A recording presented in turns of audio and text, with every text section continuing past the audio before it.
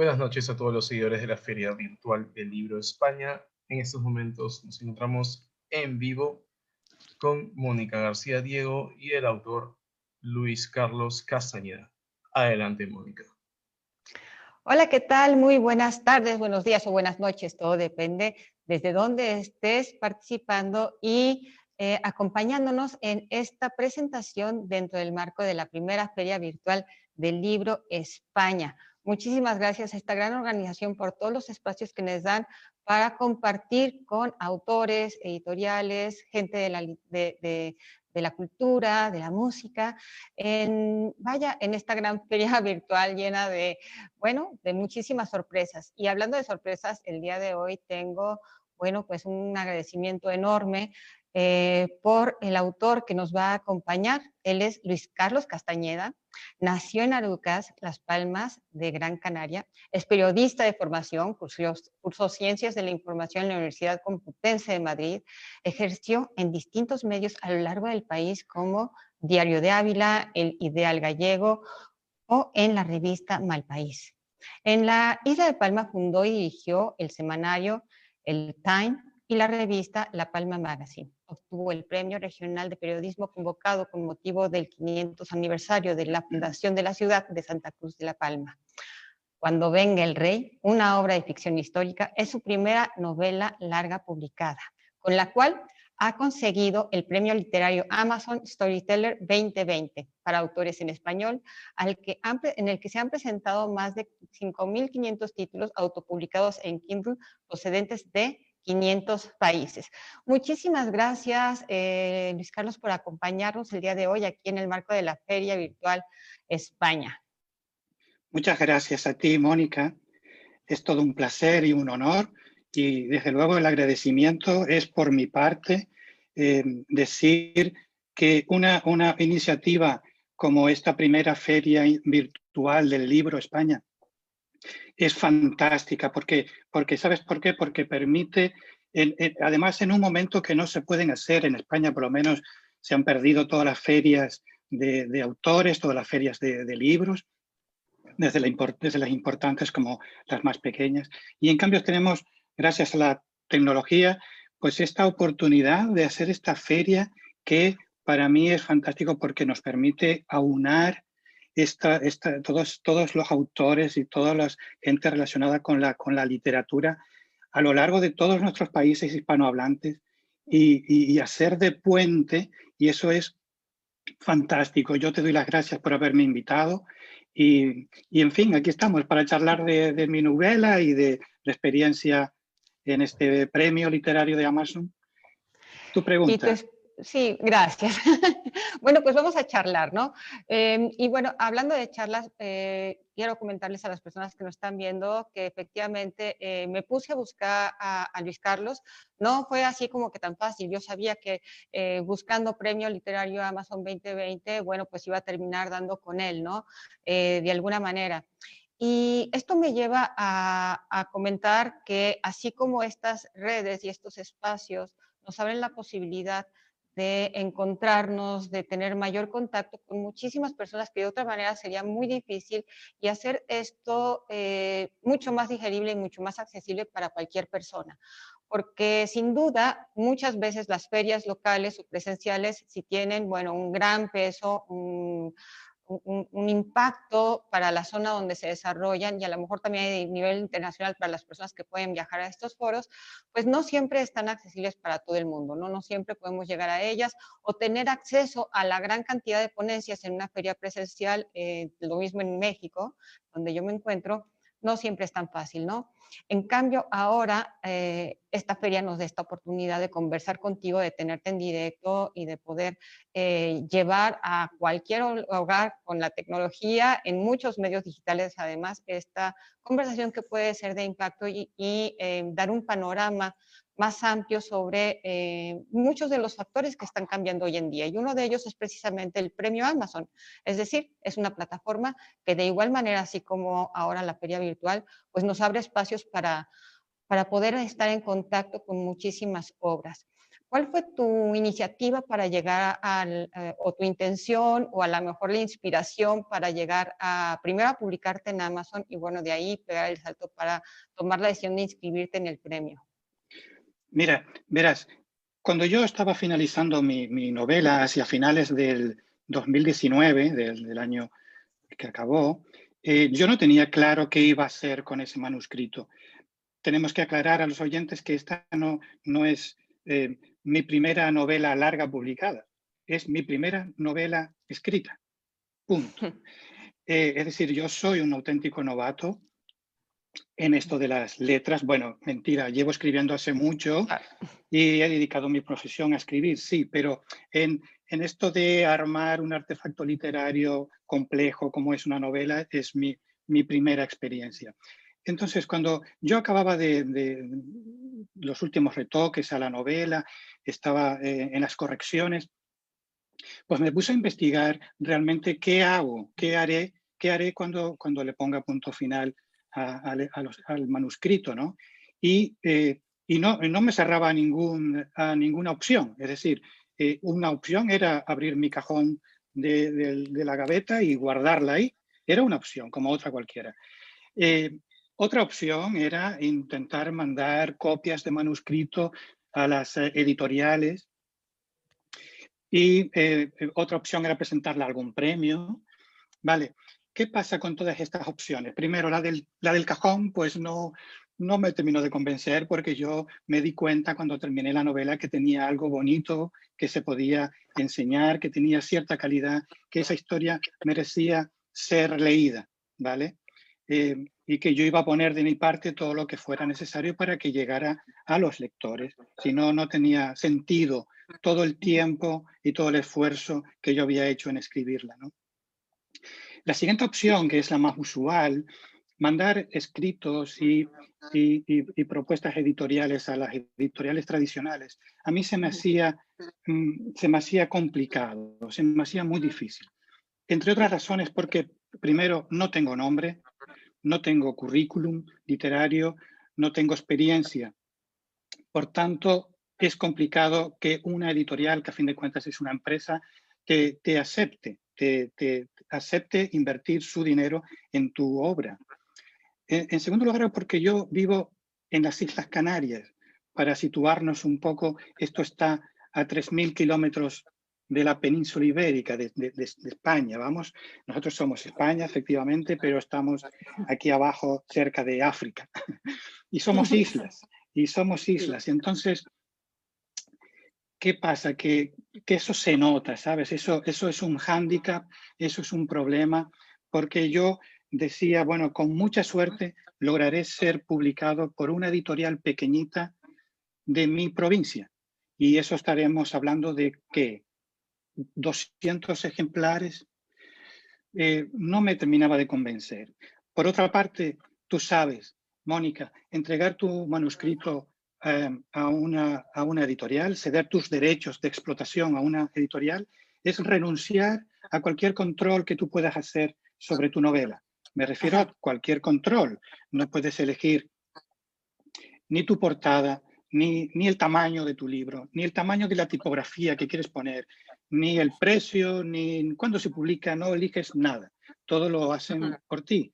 Y si tienes suerte de caer en una editorial que más o menos sea amable contigo y te respete y demás. Por otra parte, pues todos lo sabemos, todo esto se ha hablado más en una ocasión, todo el tema de las regalías, en España al menos, quedan reducidas a la mínima expresión. En España, el papel que juega el autor, en España y en todos los países sudamericanos también, el papel que juega el autor en todo el sistema editorial es un papel ínfimo. Y además, las posibles regalías de las ventas de esa novela te llegan a un año vista. Y todo esto a mí me incomodaba, esto no me parecía. Yo, claro, soy bastante, me gustan las cosas ya. Y entonces yo, por mi trabajo, resulta que yo me dedico al diseño gráfico Entonces yo pues me veo capaz, o me veía capaz, soy capaz de maquetar mi libro, de maquetar, de diseñar mi portada, y yo dije, pues yo puedo hacerlo todo yo. ¿Para qué necesito yo una editorial? Entonces, poco a poco me fui convenciendo de que mi camino iba a ser la autoedición, ¿vale? Cuando estaba con todo esto, pues me tropecé de repente en algún foro, en algún sitio, me encontré con la convocatoria del premio de Amazon, que además en este año adelantaba su inicio 2 meses y empezaba en mayo.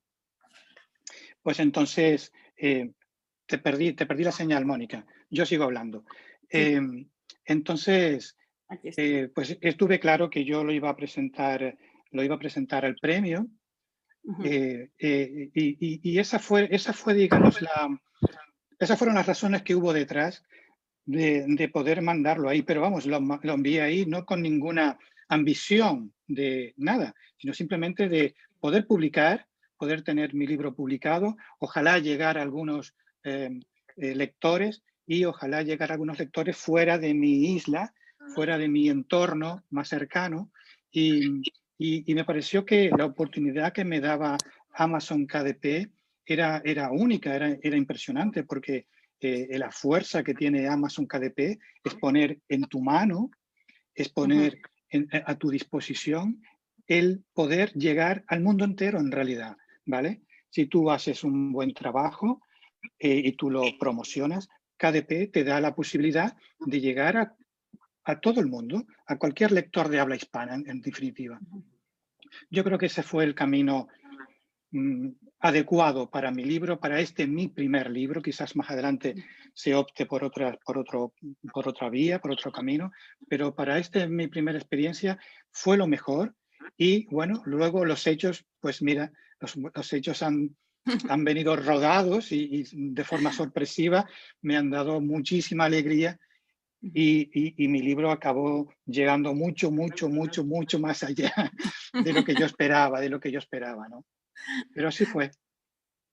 Así fue, sorpresivo. Qué linda historia, porque, bueno, básicamente le echaste todo tu corazón, todo tu entusiasmo, todo al asador, se puede decir. Cierto. Y en alguna parte, porque sí he estado leyendo mucho de ti, escuchando mucho de ti. De hecho, bueno, pues descargué tu libro. Acá en México, como tú sabes, con este tema del COVID, cuesta mucho trabajo luego traer los impresos desde Estados Unidos. No es imposible, pero hay fronteras se cierran y se abren. Y sí, de verdad que lo he gozado muchísimo. Ya desde el inicio, te he de confesar, vamos a pasar un poquito al libro y saltando en esta conversación sobre el tema de la publicación, y vamos también a algo que nos interesa muchísimo, que es, bueno, pues conocer tu letra. Déjenme decirle a los lectores, porque de verdad es que sí, me lo leo y me sorprende. Primero fue el título, ¿no? Porque el título te invita de repente a pensar en una imagen muy interesante, cuando venga el rey, y luego como subtítulo, ¿no? Amor y muerte en una isla a la deriva. Ya nada más la imagen de una isla a la deriva es evocadora, es invitadora, nos cuestiona qué significará. Es una metáfora, es una ficción, es una fantasía, es una locura, ¿verdad? Imaginarnos una isla literalmente a la deriva, navegando entre los mares. ¿De dónde viene esta imagen maravillosa de la isla a la deriva? Pues te lo voy a contar, ¿vale? Para que mis autores, igual se ve al revés, no lo sé, ¿vale?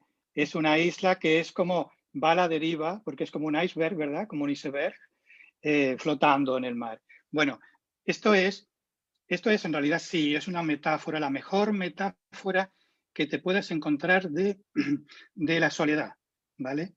Es así, del aislamiento, más allá que del aislamiento es el estar perdido en la historia. Verás, te voy a contar una cosa muy curiosa. Aquí en Canarias, que somos 7 islas y algún islote, siempre ha existido la leyenda, el mito de la isla de San Borondón. La isla de San Borondón siempre se creyó que existía hacia el oeste de las Canarias, yendo hacia América un poco, y se organizaron en los siglos XVI, XVII, se organizaron expediciones para encontrar esta isla. Al parecer hubo un expedicionario inglés que dio con ella después de una tormenta, llegó a la isla, la cartografió, hizo unos mapas y demás. Hay mapas de eso. Bueno, en cualquier caso, ese siempre ha sido un mito, una leyenda que existe en Canarias, pero que es una leyenda que a nosotros nos gusta mucho mencionar porque nos recuerda al hecho de estar perdidos, estar aislados, estar fuera de cualquier ruta. Eso, hay un personaje en el libro, no sé si te acuerdas, Mónica, que en un momento dado hay un suceso y este personaje coge por el brazo a otro y le dice, señalando al infinito, le dice, ¿usted cómo ve hoy, cómo le parece que está hoy el horizonte, más lejos o más cerca? Y el otro le dice, pues yo lo veo igual, a veces más cerca y a veces más lejos. Dice, señal inequívoca de que seguimos a la deriva. Bueno, esa sensación existe aquí, de que estamos tan olvidados de la historia, tan alejados de lo que es los centros de poder, los centros de tal, que nos gusta identificarnos con este tipo de isla que no está quieta, ¿vale? Que está a la deriva, como el mito de San Borondón, una isla que aparece y desaparece, que es difícil de encontrar. Pues de ahí la metáfora, ¿no? Más que nada señalar lo que es la soledad. Y bien que lo demuestras, te digo que ya el título de por sí ya es cautivador.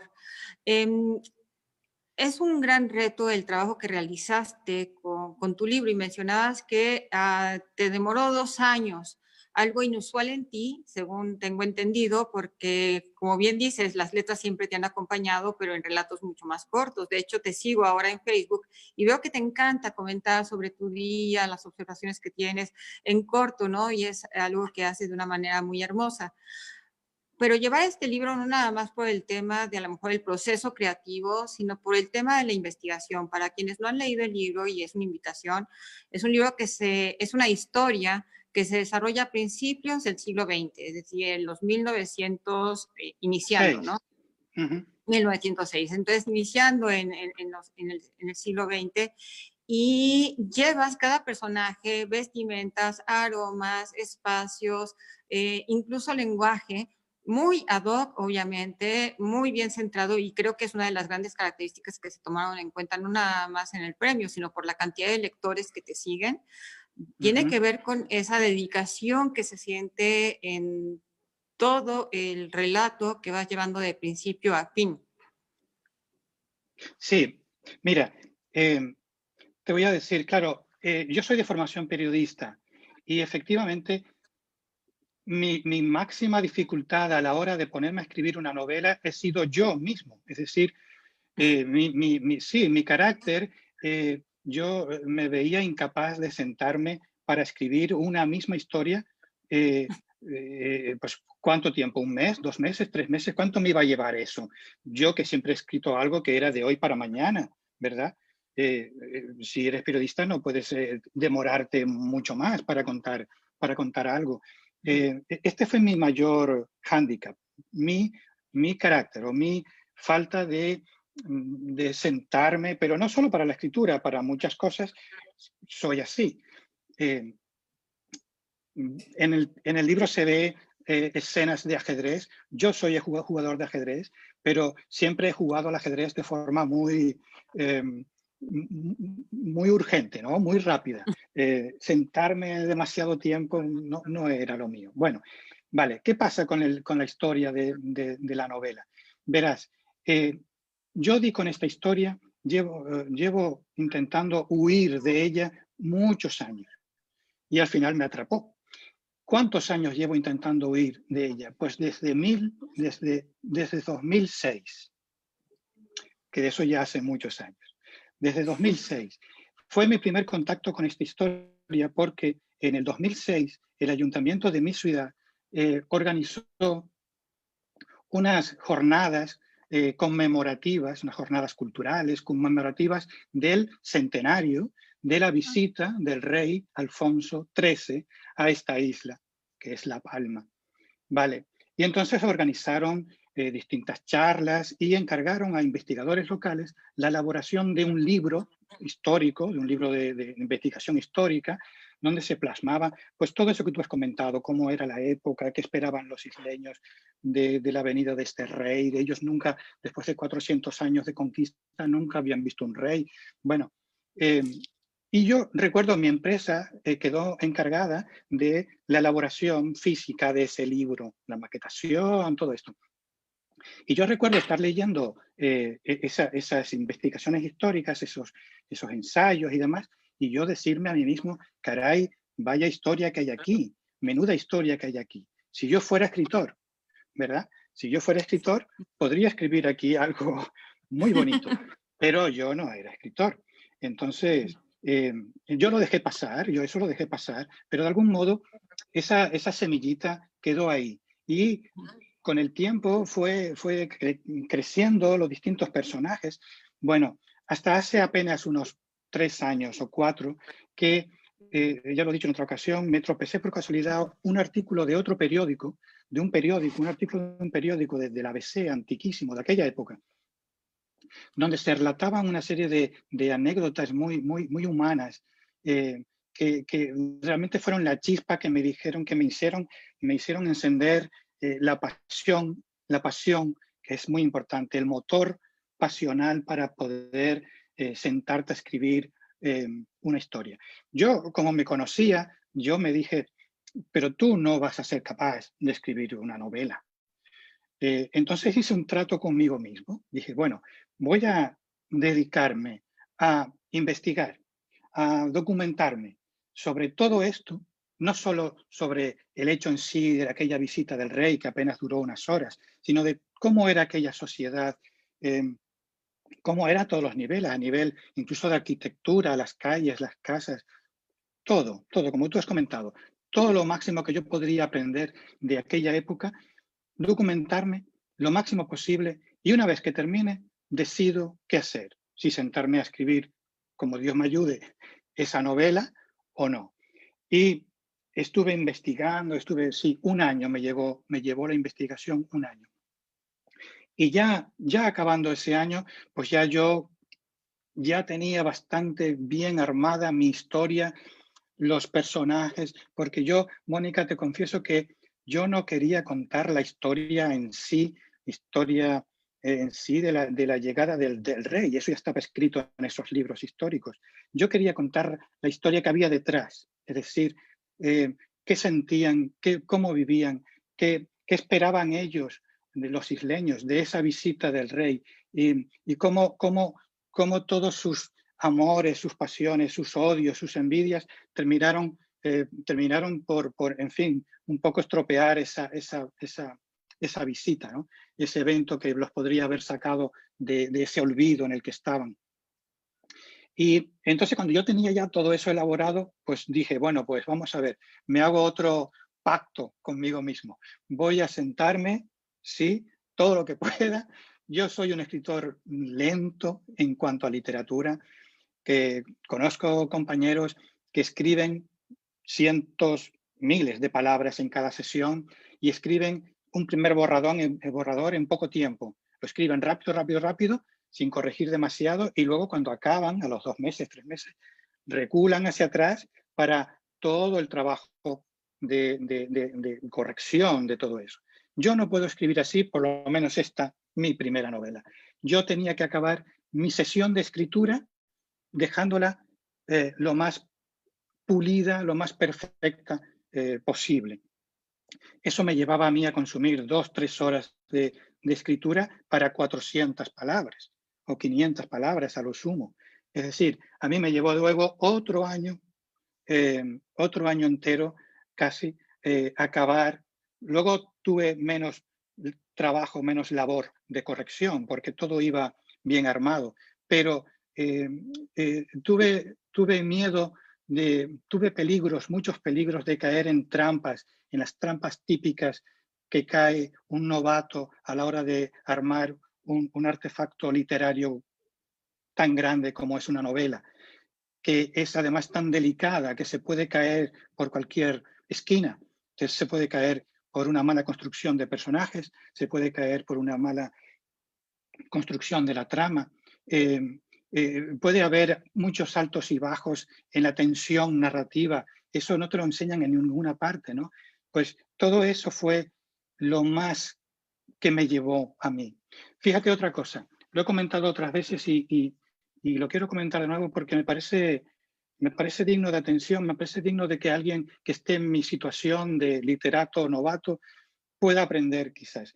Después de todo ese proceso de documentación, yo estaba tan metido en la historia, tan absorbido por la historia, yo casi no, yo escuchaba los personajes y me acostaba de noche y me levantaba por la mañana con todo eso. Y yo tenía tanta información de aquella época que tuve que dedicar un tiempo largo, más de un mes, en intentar olvidar, ¿vale? En intentar olvidar todo, no caer en la tentación de plasmar en mi novela todos esos datos históricos que yo sabía, pero que no venían al caso de la historia que yo quería contar.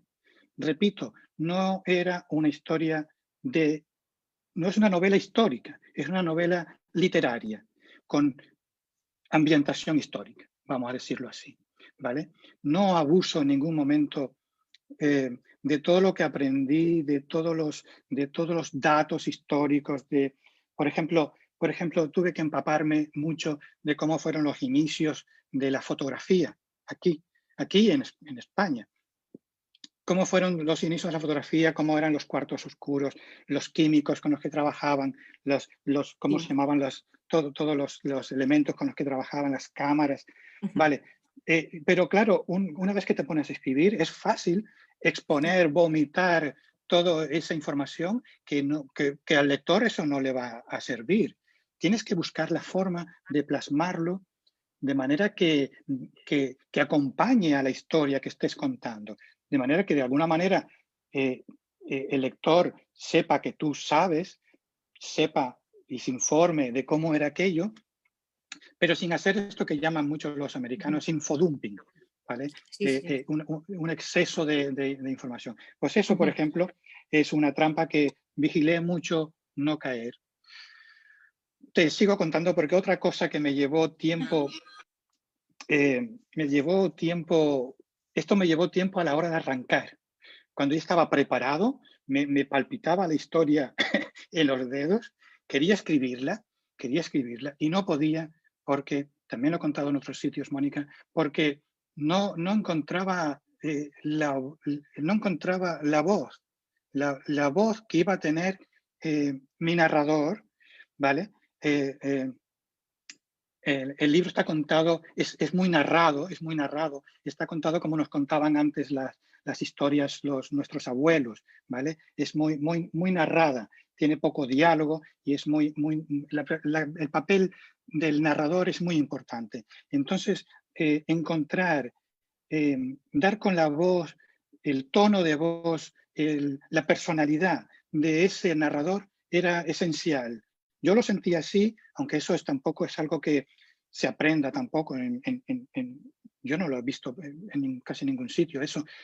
Y esto me llevó mucho tiempo. No estuve seguro de comenzar hasta que no di con esa cosa tan sutil, que al final son cosas sutiles lo que arman una buena novela. Son cosas sutiles. Sentarte a escribir una historia, hoy en día hay mucha gente que lo hace, pero armar un buen artefacto literario, ojo, que no vas a gustar a todo el mundo, eso es así. Aquí en España decimos, no somos croquetas, no gustamos a todo el mundo. Pero sí que darle esa calidad, esa calidad literaria es cuestión de cosas sutiles, de cosas como el ritmo de la escritura, la musicalidad de las frases, la riqueza del lenguaje. No caer ni por defecto ni por exceso en estas trampas que llamo yo. Pues así fue como fue el proceso de sacar la novela adelante. No, hombre, un gran proceso porque, bueno, fíjate que ahorita que venías comentando, si me regreso un poquito al inicio de esta conversación, que nos hablabas que eres estabas acostumbrado a sacar relatos cortos de un día para el otro, etcétera. Me recuerda un poco también, incluso dentro de esta novela, al principio, bueno, el arranque, ahorita voy a regresar al arranque de la novela, es fantástico porque te atrapa y además te genera una expectativa de alguna manera que te puedes ir por un thriller, pero rápidamente lo diluyes por la calidez y la forma en la que vas tratando a cada uno de los personajes y los vas presentando. Entonces, ¿cómo te vas enamorando de los detalles, de la personalidad, de los antecedentes, de sus relaciones? Es magnífico. Y precisamente en ese punto donde al principio, los primeros capítulos, bueno, y varios, vienes desarrollando la historia de cada uno de ellos, vas profundizando en la esencia de cada uno de los personajes. Me recuerda un poquito a lo mejor esta tendencia tuya de escribir en corto, ¿no? Porque vas profundizando en cada uno de los personajes y posteriormente, de alguna manera, ya se va profundizando más en el tema de las tramas, de los entrelaces en cada uno de ellos, ¿no? De cómo se van generando estas relaciones, las que son de amor, las que no son de amor, las que son de conflicto, las que son de rivalidad, etcétera, etcétera. Y entonces también lo hace una lectura muy dinámica, muy enriquecedora. Y por otro lado, nos habla mucho de ti, hablabas del ajedrez y cómo también el ajedrez y estos elementos se convierten incluso en un personaje, como la fotografía, que es maravillosa esta visión que tienen de repente. Dicen, bueno, es que esto en el futuro, pues ya se está vislumbrando la posibilidad de que tenga movimiento, ¿no? Cómo estas cuestiones surgen en la creatividad, en la esperanza, pues de todos los que estamos viendo hasta dónde podemos llegar y que siempre ha permanecido en el espíritu humano, ¿no? Si ya logramos ver esto, ¿no? Una fotografía plasmada a lo mejor en un proyector, incluso, hasta dónde podemos llegar, ¿no? Y todas estas Claro. locuras que se van derivando del espíritu y de la creatividad humana. Fíjate que fue una época fantástica porque fueron momentos de descubrimientos científicos como la luz eléctrica, como la fotografía, como el cine, el telégrafo, todo esto fue maravilloso, debió ser maravilloso vivirlo. Y curiosamente aquí en esta isla que no deja de ser un peñasco atlántico, es diminuta, pues siempre estuvo a la cabeza. Tengo que decir, para que la gente entienda un poco, por qué, porque resulta que La Palma en concreto, desde la época desde la época de la conquista, de la época de la conquista de Canarias, no del continente de América, sino de Canarias, que se descubrió América y aún no habían terminado de conquistar las Canarias. Bueno, pero desde esa época, La Palma se convirtió en un lugar de tránsito, un lugar de puente muy importante para el Imperio Español, para el Reino de España, ¿no? Porque por aquí pasaban todos los barcos, todas las mercancías, todos los hombres y todas las ideas que iban hacia América y que venían de América. Aquí en La Palma tenemos una relación, en La Palma y en Canarias, una relación muy estrecha con los países del Caribe, con Cuba. Todos tenemos aquí gente que ha emigrado. Mi abuelo emigró a Cuba, mi padre a Venezuela. Tenemos cosas de la gastronomía, del lenguaje, acento. Nuestro acento es diferente al acento español de la península. Es un acento, tiene rasgos latinoamericanos. Vale. Entonces hicieron ese tránsito, hicieron de la isla de La Palma, aunque fuera tan pequeñita, la hicieron convertirse en un punto esencial, muy importante. Llegó a ser el tercer puerto en importancia del Imperio Español, se dice pronto, por detrás solo de Sevilla y de Amberes, cuando España ocupaba, tenía los Países Bajos dominados y todo, ¿no? Vale, entonces éramos el centro del mundo, eso se dice en la novela más de una vez. Ellos se consideraban durante tanto tiempo el centro del mundo. Y de repente eso se terminó, de repente eso se acabó. Pues se perdió Cuba, se perdieron las últimas colonias, los adelantos técnicos hicieron que ya no fuera necesario parar en el puerto de La Palma y esto quedó relegado al olvido. Sin embargo, la gente seguía todavía con esa mentalidad de disponer aquí de los mayores adelantos en moda, en artilugios, los mayores adelantos europeos. Aquí, en esta isla, antes que en ninguna otra, se instaló la primera imprenta. Aquí tuvimos, en esa época, éramos unos cuantos ilustrados y otros muchos éramos analfabetos, y sin embargo había un montón de varias cabeceras de periódicos, porque se procuraron traer, era una cosa muy curiosa, procuraron traer esta imprenta de tipos móviles, pues era el adelanto técnico. Por ejemplo, apenas 2 años después de que los hermanos Lumière desarrollaran el cinematógrafo, ya estaba aquí, ya estábamos aquí proyectando. Es una cosa increíble. Igual que la fotografía. Y entonces, esa época fue fantástica, y esos personajes que son reales, Mónica, es decir, yo me he inspirado en esos personajes para hacer los míos de la novela, pero esos personajes existieron de verdad. Existió ese fotógrafo, existió ese médico, existió ese Dionisio. Todos ellos existieron de una forma u otra, con menos o más o menos ficción que yo la haya puesto encima. Pero la novela también es un poco de homenaje a esas personas que fueron unos, casi unos iluminados, unos emprendedores de aquella época que sí, se subían en un barco porque habían oído hablar de una máquina que proyectaba imágenes en movimiento, y se fueron en un barco a comprarla a Nueva York. Pararon antes en La Habana y resulta que allí encontraron una, la compraron y la trajeron y se pusieron a proyectar aquí las películas en blanco y negro y demás. Bueno, y hablando de los personajes, el personaje principal no tiene voz en mi novela. El personaje principal apenas aparece, y sin embargo, cuando acabas de leer, te das cuenta que la isla es uno de los personajes principales. La isla y la naturaleza y el destino confluyen para que la historia sea escrita de una manera y no de otra. Eso. No, ay, qué hermosura. Muchísimas gracias. De verdad, muchísimas gracias por todo lo que nos compartes. Y vamos a regresar un poquito al tema de la publicación. Y te comento esto porque comparto con muchos foros de autores, yo misma con mis alumnos, con mis amigos, con quienes publican. Y hay esta invitación continua y esta duda de si hago el camino editorial, me esfuerzo, busco quien me publique.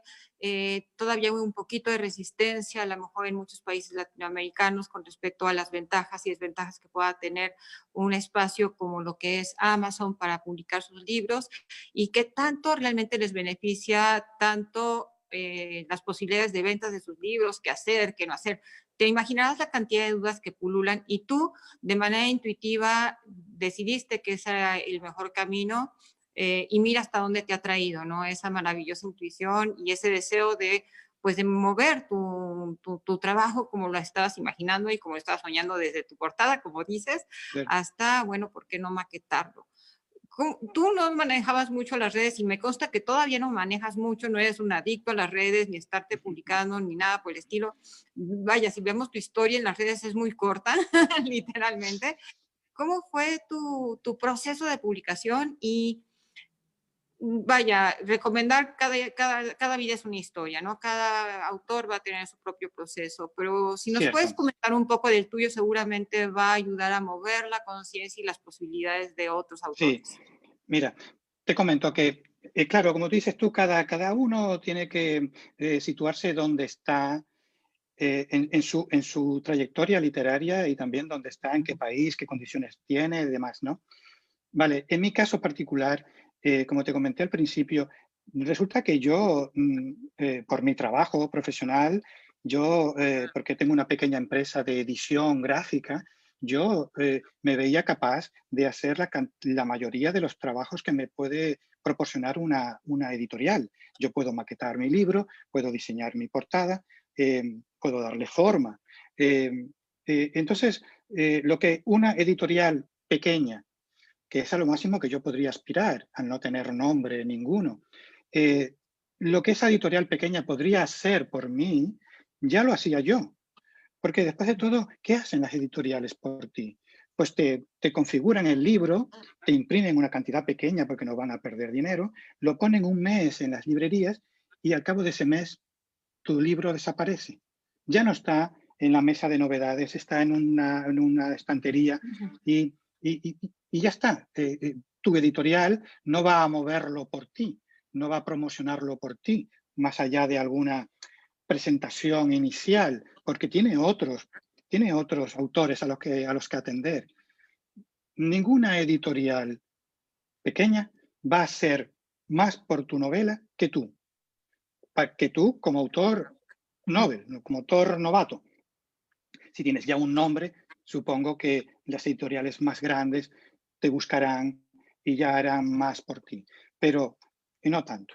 Pero en un primer momento yo creo que es una opción muy a considerar la autoedición, la autopublicación. Que estás en un momento en el que tú no sabes maquetar tu libro, hay profesionales que lo hacen. Que no sabes diseñar tu portada, hay profesionales que lo hacen. Que tienes que contratar a alguien que te la corrija. Yo opté por esa opción también. Yo encargué a una profesional la corrección de mi novela porque me parecía esencial. Llega un momento en el que tú no ves tus propios fallos por más tiempo que le dediques. Vale, entonces tienes una serie de ayudas que te van a costar dinero, sí, pero menos dinero que si optas por ejemplo, aquí en España se está llevando mucho estas empresas de servicios editoriales, que no son editoriales, no te pagan por los libros vendidos, sino son servicios editoriales, tú les pagas para que te hagan esos servicios. Esos servicios están bien para las personas que decidan hacerlo, pero al final te salen más caro que si tú encargas cada uno de esos trabajos a los profesionales que tú elijas, porque puedes elegir calidades, puedes elegir precios. Bueno, está la red, yo he descubierto un mundo ahí, está la red llena de vídeos, de YouTube, de gente súper amable que te explica todo el proceso, por ejemplo, de subir tu manuscrito y tu portada a Amazon, que a mí me imponía un poco. Pues todo eso está explicadito paso a paso en vídeos de YouTube. Todo está explicado y todo está al alcance de tu mano. Vale, ¿qué consigues autopublicando? Hablo por mí, ¿vale? En mi caso, sí, que no hubiese conseguido con una editorial. Por ejemplo, a mí me han leído desde México, me han leído desde Canadá, desde Nueva York, me han leído desde Hawái, desde Francia, Italia, Alemania. ¿Cómo voy a conseguir yo eso con una editorial? No he podido, no puedo. Vale, que me queda el gusanillo dentro de ver mi libro en mis manos físico, ¿vale? Amazon no te prohíbe la exclusividad del papel, solo la exclusividad del libro electrónico si participas en un programa muy ventajoso como es Kindle Unlimited. Pero para el libro en físico, pues yo elaboré, como ya yo sé hacerlo, pues lo elaboré, lo mandé a una imprenta, hice mis ejemplares y los distribuí yo por mi isla, por las librerías de mi isla. Y aquí he vendido también, en esta campaña de Navidad, he vendido muchos ejemplares aquí en papel a los de mi pequeña isla, ¿no? En fin, pero lo otro no lo puedes conseguir, no te lo da una editorial, no llegas mucho más allá de tu círculo cercano en realidad. Te lo publica una editorial, haces una presentación, van tus amigos, tus conocidos, ahí vendes unos pocos y poco más. Es decir, el resto tienes que hacerlo tú. También en autopublicación, es decir, yo cuando autopubliqué, de repente me di cuenta durante más de 2 semanas que a mí, yo no vendía ningún libro, ni uno. Aquello no se movía. ¿Por qué? Porque nadie me conocía y nadie conocía mi novela. Y hay miles, hay millones. De repente me entró el pánico porque yo dije, esto es como si te cae una gota de agua en el océano de Amazon, ¿sabes? Se diluye, nadie te va a ver. Y entonces pasé 15 días, lo he dicho en alguna ocasión, observando cómo hacían los demás autores. Me sorprendía muchísimo que autores que habían publicado en el premio después de mi fecha de publicación, y al cabo de 2 semanas ya tenían 30, 40, 50 reseñas. ¿Cómo lo habían conseguido? Pues claro, me di cuenta de que yo no era nadie. Es decir, no tenía página web, no tenía blog, no tenía canal de YouTube, no tenía página de Facebook, ni de Instagram, nada, cero. Mi nombre no era conocido más que en mi casa a la hora de comer. Sí, y entonces, pues claro, me puse a la labor. ¿Qué pasa cuando te pones a la labor en tan poco margen de tiempo? Que cometes muchos errores, que haces, digamos así, todo lo que no se debería hacer. Y yo he hecho eso, he hecho todo lo que no se debería hacer. Por ejemplo, he hecho mucho spam. Me di de alta en muchos grupos de lectores y de escritores que hay en Facebook. Bueno, me hice una página de Facebook que me dio mucha vergüenza y me dio mucho... Estuve varios días discutiendo con mi mujer cómo hago, cómo no hago, si lo hago, si no lo hago. Salir un poco de tu zona de confort, pues da pánico, ¿no? Y al final me apunté a todos esos grupos y me di cuenta que la gente hacía sus banners, se llaman así, banners, con la portada de tu libro, con tu frase, tal, y las ponían, las colgaban en esos grupos. Y yo dije, ay caramba, pues yo sé hacer esto también, porque yo manejo Photoshop, yo hago banners. ¿Cuántos hago? La gente hacía 1 o 2, yo voy a hacer 20 banners. Y la gente lo sube una vez en un grupo, una vez a la semana. Yo voy a subirlo uno cada día. Yo tengo que ganar tiempo, tengo que acelerar. Y hice vídeos, hice de todo lo que pude y abusé un poco bastante de esto que llaman spam, es decir, de atiborrar un poco a mis compañeros, a los lectores. Pero claro, era la única forma que yo tenía de hacerme ver, de hacerme decir, soy yo, estoy aquí, también participo. Y bueno, eso fue un primer paso. El segundo paso fue algo que me vino dado, que me vino de fuera, que es lo más maravilloso que me ha pasado en todo esto del premio. Y mira que me han pasado cosas muy, muy bonitas. Fue conocer a gente, a escritores, a compañeros que de una forma amable y altruista te enseñaban, te decían no lo hagas así, hazlo así, que cogían tu obra y tus banners y los promocionaban ellos como si fueran propios. Conocí a unas escritoras, unas chicas fantásticas que hicimos un grupo, me hicieron una lectura conjunta, organizaron por mí una lectura conjunta de mi novela y atrajeron a otros lectores y otros escritores. Y a partir de ahí empezaron a leerme y a poner las primeras reseñas. Y eso fue como poco a poco ir rompiendo los techos de visibilidad, que es lo que te permite ir asomando la cabeza un poco. Rompes un techo, asomas un poquito más gente te ve. Y mi novela, gracias a eso, empezó en la página, tú sabes que el premio tiene unas páginas, un ranking. Mi novela estaba en el puesto, ni se sabe dónde, imperdible, totalmente olvidada. Y de repente empezó a avanzar y avanzar y avanzar. Y hacia mitad de premio, no recuerdo bien qué tal, pero hacia mitad de premio, este premio en esta ocasión duró 4 meses. Este premio en esta edición fue especial porque fue muy por largo, primera vez, sí, por primera vez se amplió el plazo de 2 meses a 4 meses. Esto hizo además trajo consigo 2 consecuencias. Una, que fue la edición que más cantidad de obras han participado, más de 5.500 procedentes de 50 países. Y la segunda cuestión es que yo me he dado cuenta que es la que más cantidad, lo he dicho, la que más calidad, atendiendo al nombre, todos los pesos pesados de otras ediciones del premio participaron en porque el margen les daba tiempo de entrar. Ganadores y finalistas de otros premios han participado, gente con nombre, con muchas con mucha trayectoria, con muchas novelas, participaron.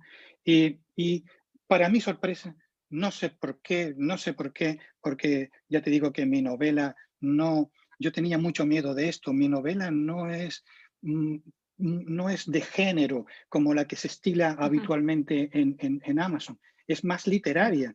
Y entonces yo al principio de todo pensé que esto me iba a perjudicar mucho, no ya en el premio, que esto yo no pensaba, sino en las ventas, en darme a conocer, porque es un libro que no es tan ligero de leer, tiene menos diálogo, no tiene una clasificación exacta de un género atractivo, no es thriller, no es romance, aunque tiene todo esto un poco, pero no es específico.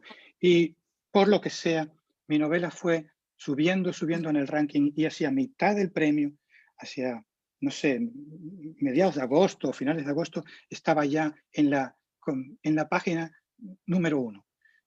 No en el número 1 del ranking, sino en el puesto 7, 8, pero en la primera página. Era magnífico, sorprendente. La gente me compraba, reseñaba y iba gustando. Y yo todo era ojiplático y boquiabierto, porque ni por un momento yo soñé, fíjate tú, ni por un momento soñé que esto podría llegar a, a esos extremos. Cuando acabó el premio, perdona que me enrolle tanto, No, qué bien. cuando acabó el premio, resulta que el jurado o el equipo de KDP o no sé quién se toma un mes más para valorar y decidir los 5 finalistas. Imagínate, de 5.500 obras, 5 finalistas. Eso puede ser un milagro. Eso puede ser encontrar una aguja, como digo yo, encontrarte un diamante en la arena de la playa de mi ciudad. Eso es un imposible. Eso no te ocurre. Y menos a alguien que acaba de escribir y presentar su primera novela. Pero entonces resulta que terminó el mes de septiembre y decían que a finales de septiembre iban a llamar a esos 5 finalistas. Y hubo bastante misterio, bastante tensión, porque hay gente que decía, no, ya los llamaron, pero no pueden decir nada, pero ya lo saben, ya han llamado, y estábamos todos comiéndonos las uñas, pero no era mi caso, porque yo ya le dije a mi mujer, bueno, pues hasta aquí llegó esta etapa, ahora vamos a ver cómo consigo que no baje mucho, que siga promocionándola yo un poco, a ver cómo sigo. Yo ya pensé que ahí se acababa mi historia dentro del premio, ¿no? Pero el martes 6 de octubre recibo esa llamada de un número de estos en mi celular, en mi teléfono, de esos números larguísimos que no coges, ¿verdad? De estos que dices tú, sí, estos me quieren vender algo, tú sabes, una compañía de teléfono o cualquier cosa. Y estuve mirándolo un rato y además debajo ponía Luxemburgo. Digo yo, ¿quién coño me llaman de Luxemburgo? Y no sé cómo me dio por desbloquear el teléfono y contestar. Y cuando me dan esa tremenda noticia, fue increíble. Ay, muchas gracias. De verdad que gracias por compartir toda la historia y todo tu proceso. No es para menos, definitivamente, porque el amor que has trabajado, esta historia, como dices, te cautivó, pero sobre todo ella te atrapó a ti y mira hasta dónde te trajo, no fue en balde su llamado y el que tú hayas respondido con toda esa energía, con todo ese tiempo, con todas esas ganas de hacerlo de manera profunda, correcta, respetuosa, además, tanto de los personajes, sus historias y la historia de la isla. Entonces, no es para menos esta emoción y mira, te llevó, ¿no? La historia, el libro, los personajes sabían hasta dónde querían llegar y era ese reconocimiento y ese darse a conocer por el mundo con todos sus sabores, sus sinsabores, sus altas y ese era bajas. mi miedo. Disculpa que te interrumpa, ese era mi mayor miedo, ¿sabes? No estar a la altura, que era muy fácil no estar a la altura, en mi caso. No estar a la altura de lo que la historia y los personajes me pedían, me susurraban. Y ese era uno de los, claro, el mayor miedo mío fue primero lo que llaman el síndrome del impostor. Es decir, ¿qué haces tú escribiendo esto? Cuando tú no vales para esto, o tú no, ¿quién eres tú para escribir esto? ¿No? Ese miedo de no estar a la altura de lo que yo intuía que la historia merecía. Eso me agobiaba mucho, sí. Ya, sigue. No, muchas gracias. La verdad es que quisiera darte no una hora, sino mucho más para que sigas compartiendo con nosotros más en este punto al que hemos llegado, tan profundo y tan emocional sobre lo que ha sido pues tu proceso como autor, porque de verdad que muchos queremos o muchos incursionamos, pero ya de entrarnos en profundidad con ese compromiso de alguna manera, y bueno, tú que decías que te aburrías, ¿no? De escribir algo demasiado largo, y mira que cero aburrimiento le llevaste hasta sus últimas consecuencias, y con alegría, con gozo y un poco con un espíritu lúdico, de alguna manera, pues has llegado hasta acá. Déjame Mónica, puntualizar otra vez. Luis, Ay, perdón, ya. disculpe, nos quedan 5 minutos. Sí, Perfecto, gracias, Luis, gracias. gracias. Verás, tengo el audio otra vez, ¿no? Verás, mira, para mí escribir la historia, escribir esta novela fue tormentoso, fue penoso. Yo sufría escribiendo.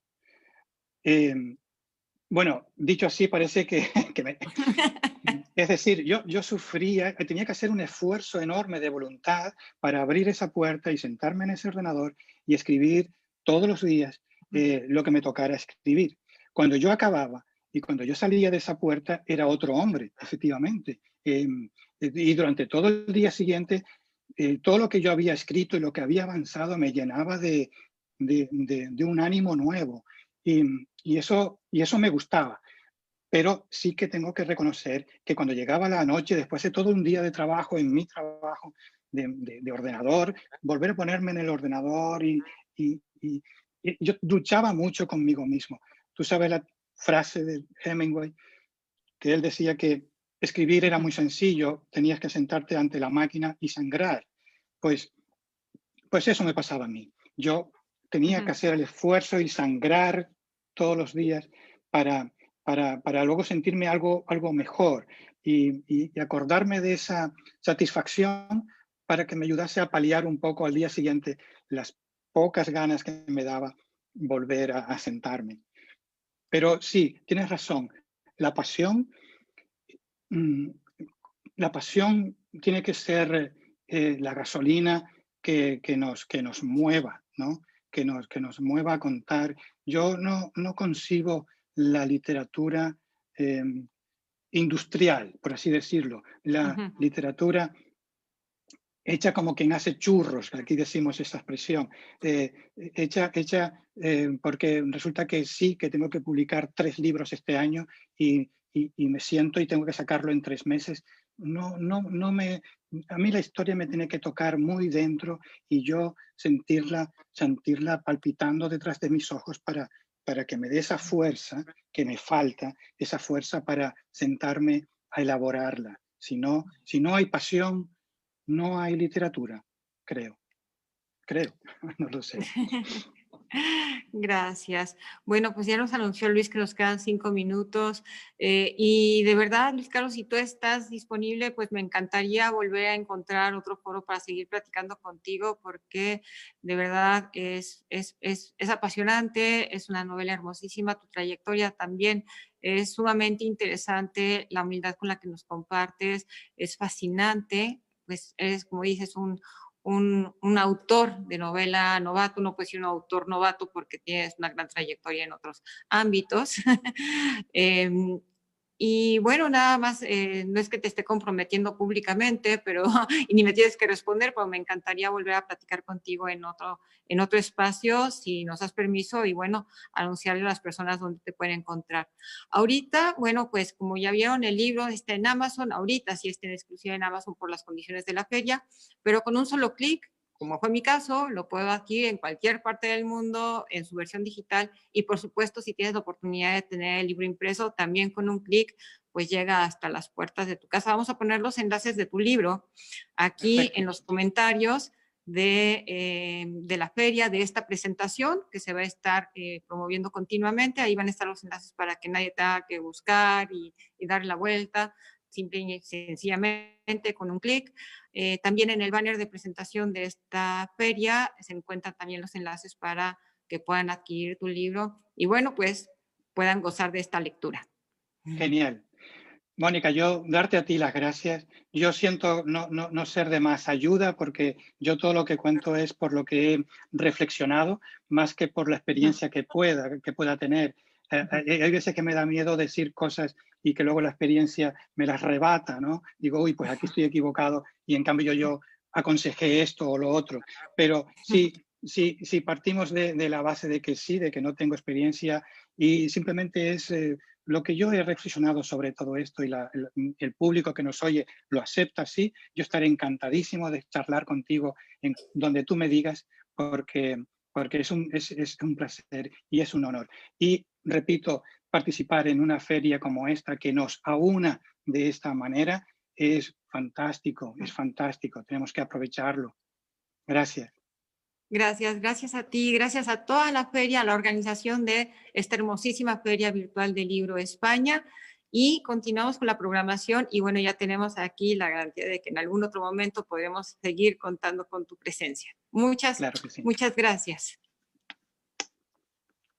Adiós.